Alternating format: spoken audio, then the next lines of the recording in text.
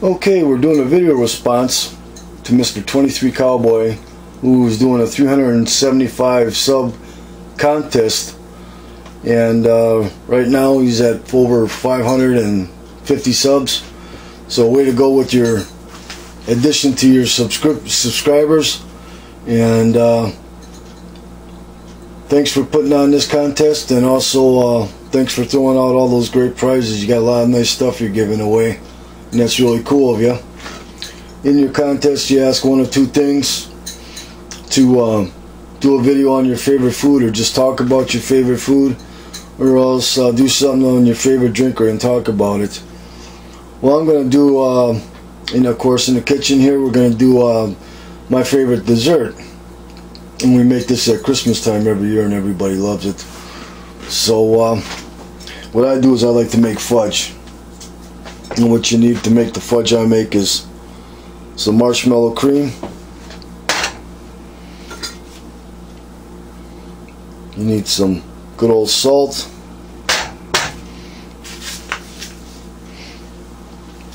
You have to have some sugar in there.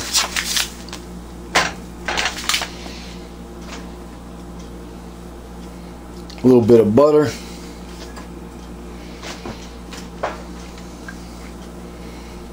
Some evaporated milk.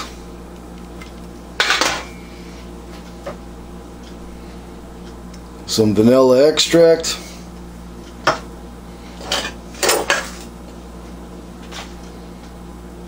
We got some crushed up walnuts. And of course, Nestle's semi-sweet morsels.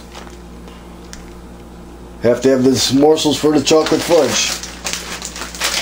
Alright, this takes a while to do, so this video will be in segments, and I'll show you what I'm showing you right now, and then I'll put everything in a pot, and then we'll go from there. Alright, so I'll be back in a minute. Okay, I'm back, and like I said, this takes a little bit to do, so don't want to make the video too long. Anyway, everything's in the pot. That has to be the first half of making the fudge, and what you put in the pot is the marshmallow cream. Put in your sugar, you put in your butter, your evaporated milk, and your salt. Now what you have to do is blend that all together over a medium heat. So what I'll do is start mixing this up.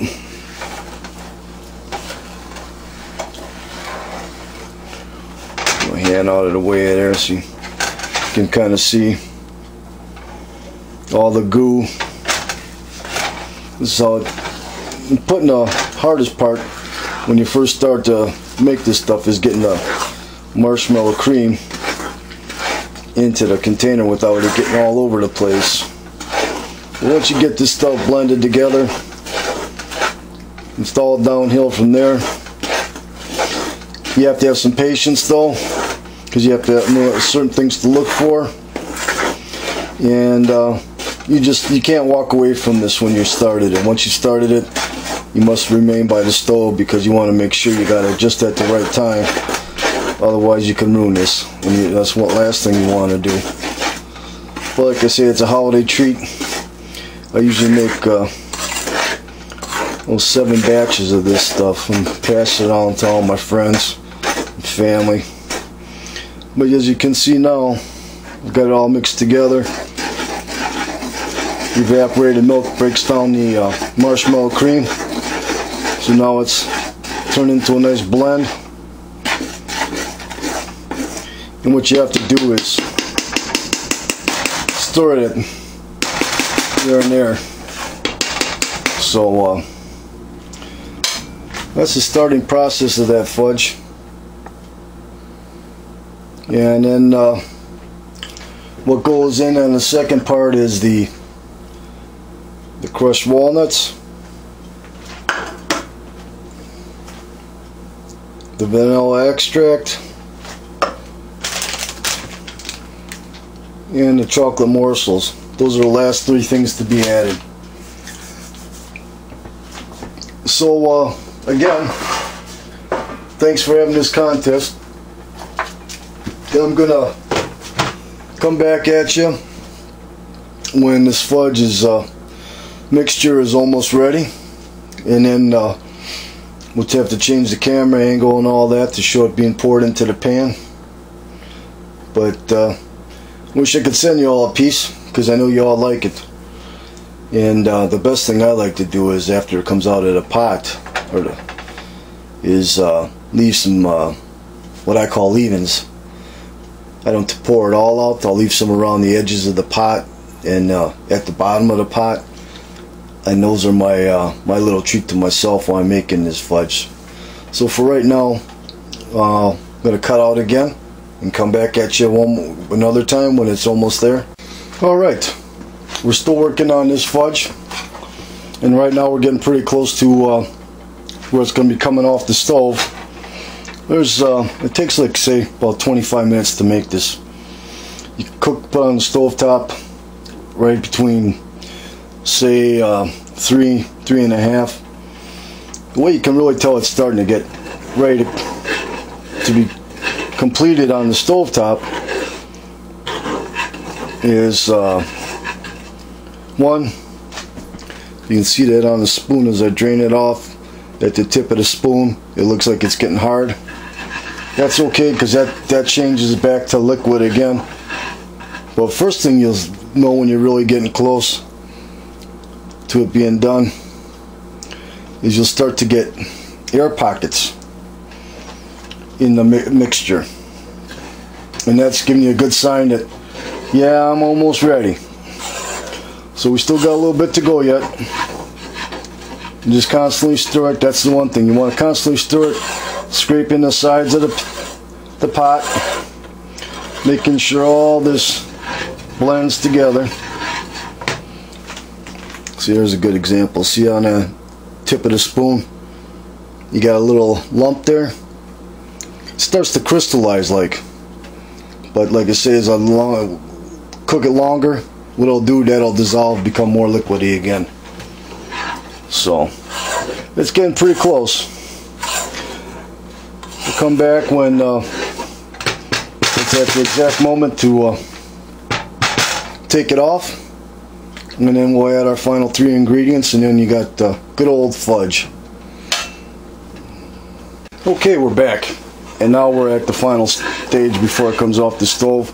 Final stage when it really comes off the stove is, instead of air pockets in the mixture, you get a good boil to it, and she becomes real creamy, and it almost comes to the top of the pan or the pot while you're cooking it. And that's telling you, I don't know if you can see that bubble in there, rolling boil. But now she's real thin, and this is my point where I gotta work quick. This is telling me, yeah, I'm ready to come off the stove. So what we'll do is take the camera and move it over to that hot pad, turn off that stove, bring our mixture over, and what we do is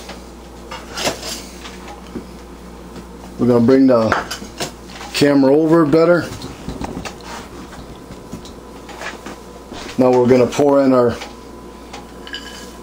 crushed walnuts. We're going to add our vanilla,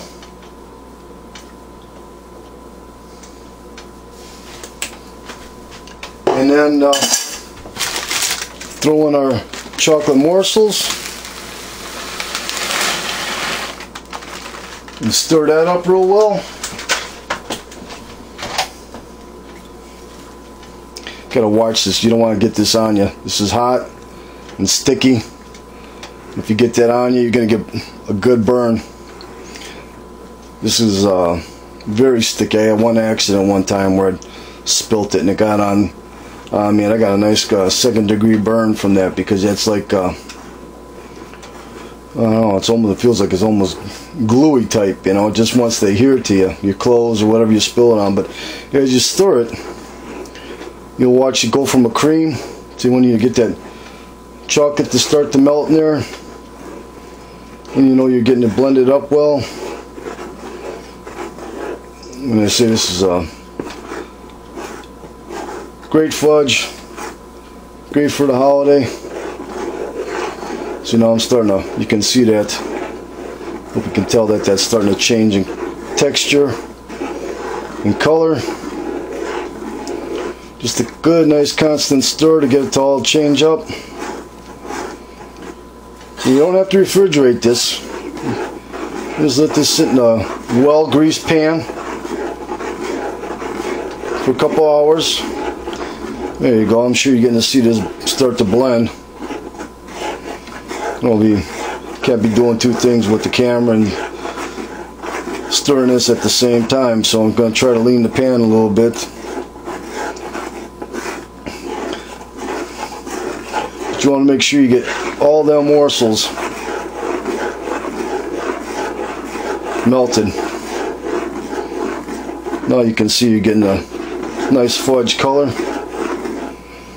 So you got chocolate walnut fudge.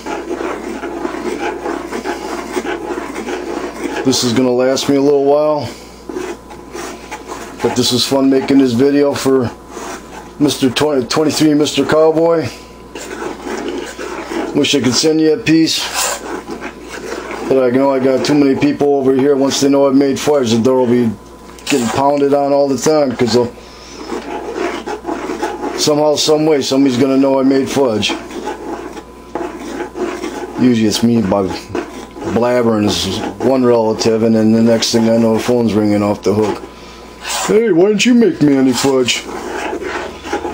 So this is just a video fudge. So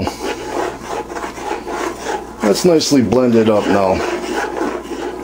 Now what I can do is take the hot pad out of here, bring in my grease pan, and then you pour this nice and evenly in the grease pan. Like I say, I usually let this sit for quite a whole bunch of hours. I don't know, 3-4 hours before I'll even cut into it.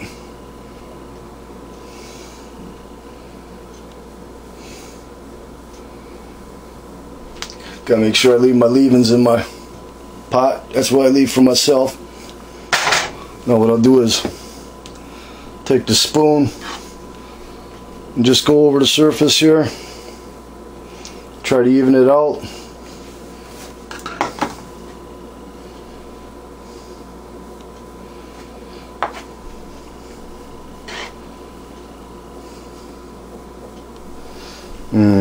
I'd like to smell homemade fudge, I tell you.